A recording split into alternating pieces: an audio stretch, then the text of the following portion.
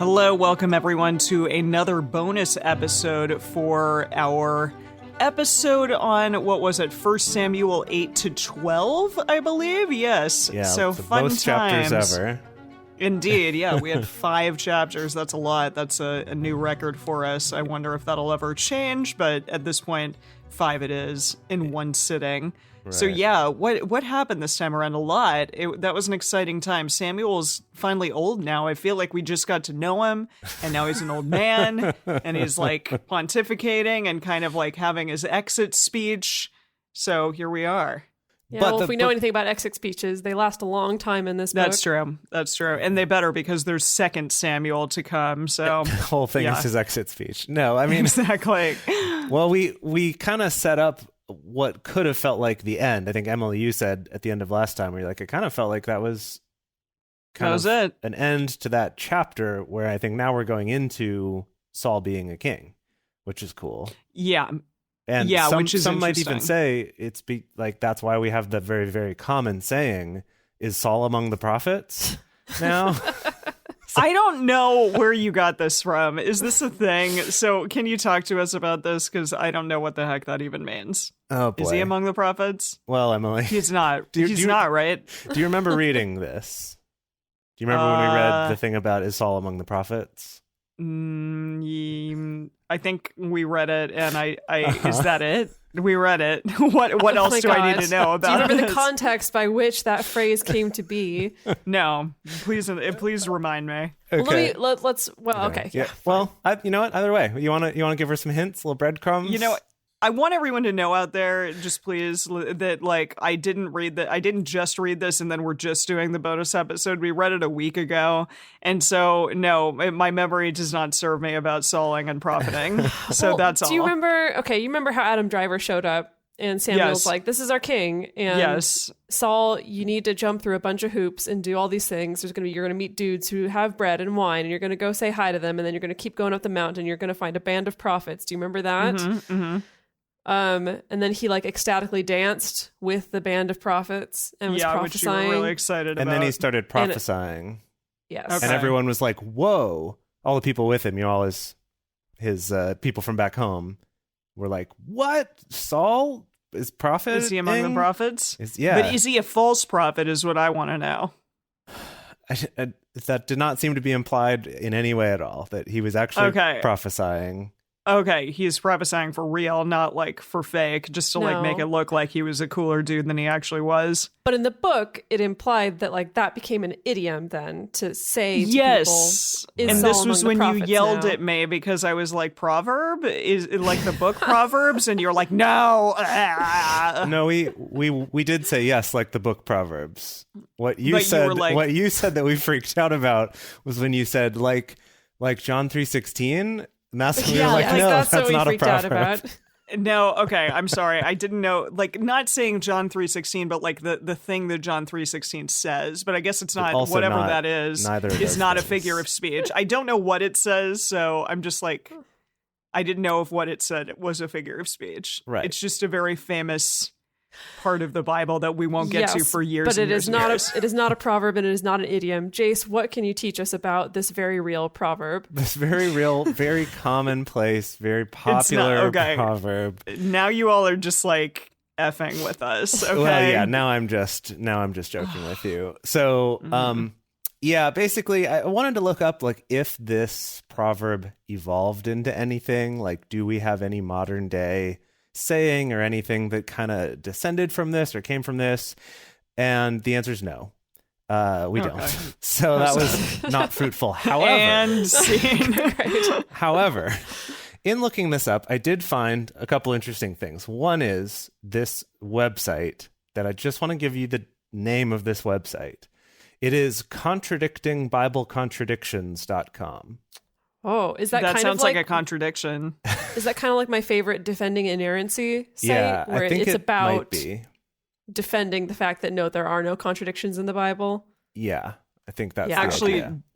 Dedeker, when I was helping you research your thing, I did look up, it's called joshlink.com, which I found very funny because I recently named my link in Legend of Zelda Ocarina of Time Josh Link.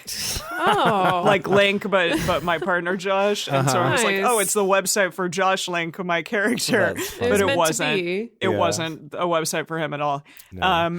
Well, okay, But so no, yeah. so here's- sorry. yeah. Go for it. Here's how I found this is that this is also like, if you're going to try to be like, "Meh, I'm going to find contradictions in the Bible, this is like, it seems like so basic. Like, why even go for this one? But apparently, later in the book of 1 Samuel, we're going to get Later in this. the book of 1 Samuel? Uh-huh. Later in the book of 1 Samuel, yes, it'll either be in the next episode or the one after that. I'm not sure. It's in 1 Samuel chapter 19, so still a little ways Okay. away. Probably not this next episode. Yeah. Yeah. But apparently we're going to get this saying again, is Saul among the prophets? And it's going to maybe say something along the lines of like, and that's how the saying came about. And people being like, well, which is it? Did it come about here or here? And I'm like, of all the things to pick apart, like, get over yourself, whatever. But what's interesting, though, is that when it comes back, it might have a different meaning than it had the first time. So this is more of Interesting. not like an inside scoop, but more of something to look out for when it comes back later. Such Interesting. intrigue. Yeah, that actually, Wow. one could argue that it's sort of a cool narrative device that you then bring it back, but now the meaning has changed. Oh, But that's we'll attributing a evaluate little when too we much get good there. writing to this book. You know what? These commentary sites are really interesting to me. But Yeah. yeah, sorry. Just I've never discovered anything like that in my life besides what this is exactly, like these commentary sites on different things that people say in the Bible and what it means and right. stuff. Well, it's kind of funny because it's an old ass book, and so that means Yeah. literally thousands of years of commentary and interpretation. We don't really have a lot of other texts like that, other than like the great religious texts, like the Quran and the Bhagavad Gita, or like the texts in the Pali Canon related to Buddhism and things like that. Those are the only texts we really have where it's literally been thousands and thousands of years of commentary, and then commentary upon the commentary, and then commentary upon that commentary. So it So is kind of who's this really really right? self-reflective thing. Exactly. Who's right and who's wrong? Who can say? Well, that's something I always find really interesting when we look at more like Jewish sources for some of this stuff, because that's more like, yeah, there's been commentary over the years, and that's also part of what we follow and part of what we believe and what we look at, rather than what the sort of fundamental inerrancy type people within Christianity say is like, no, this is it. This is the only ever book, and you can't interpret it. It's all there in plain facts. And we're like, we're reading it, and the facts aren't so plain as you say. No, definitely not. And the Christian commentaries tend to be very much around Jesus, and They do to tend me, to, I'm like, yeah. well, this wasn't what it wasn't written for him initially, right? Because it was more the Torah and stuff. I mean, I don't know. We're past the Torah, so I don't know what I'm talking about. It's fine. We're in no man's Dedeker- land now. That's true. Yeah. What is this? Is this still part of the old? This is the Old Testament. So, Yes. but this is only in Christian books. No. It's in Okay. other books, yeah. We're still in straight up Jewish history here. Okay. Yeah, I feel like there's a term for this. Remember how when we read Job, it was like the type of book it's considered is like a poetry book? Okay. Job was Yeah. kind of considered more that. I think this one is Sure. counted more as a history, just like a lot Interesting. of the Torah is too. But this one I feel like is less about laying out the rules, which was also part of the Torah, was like, these are our traditions, and this is a little more of just a history and a story. Okay. That's my impression, at Yeah. least, and maybe some people would interpret that a little differently. I don't know. No, that follows with what I'm finding. So it's like our first 5 books are the Torah, which basically lays out the law for the most Okay. part. Then Yeah. we have the histories. And so that's Joshua, Judges, Ruth, the books of Samuel, all the way up until Esther are the histories. Then we get into things like poetry and wisdom, like Proverbs, Psalms, things like that. We get into what are known the major prophets and the minor prophets. So it's kind of the accounts of all these different prophets that come along. And that's all just the Old Testament. Is Saul was among not the among prophets? Yeah, exactly. I was like, so is Saul among them? Well, He's he does probably not because he's in this book, not that book. Yes. No, actually, we did kind of talk about this a little bit a couple weeks ago, I think. But whether you're one of the major or minor prophets in the Bible does not mean you're the only prophets within the biblical world. So Saul is considered a prophet. Like they did say that. Oh, really? He prophesied. Yeah, I'm pretty sure. Well, at that moment, yes. At that moment, he was among the prophets. But he's not like a prophet. Yeah, is he like prophet, capital P? No, like, I don't know. He doesn't go on to professionally become this because he's the king. He's a professional profiteer. I love it. Can I talk to you about testicles, please? Yes, please. Oh, What did you look up? Because I couldn't find anything on this when I was trying to help you with this. So if y'all recall that Saul gets made king and then almost immediately has to deal with the Ammonites, right? You know, and the Ammonites are like, we're going to make a treaty with you only if we can gouge out the right eye of every one of you and bring disgrace on all Israel. And in the comment section in the chat, we had someone pointing out that eyes could be an analog for testicles, essentially. And I was like, that's, I mean, the Bible's done it before. You know, we've had the whole history of like putting your hand under my thigh and stuff to actually mean come grab my balls. And that's how we're going to make a promise to each other. Do you remember that? Yeah, and the Ammonites just are like, cup them gently. We heard that y'all are into cutting your genitals for all your boys. So like, why not just a little more? Jeez. For us, though, this is our version of circumcision, is cutting off the right testicle. So was it about that, or was it really about like the actual eye? Well, it's hard to tell.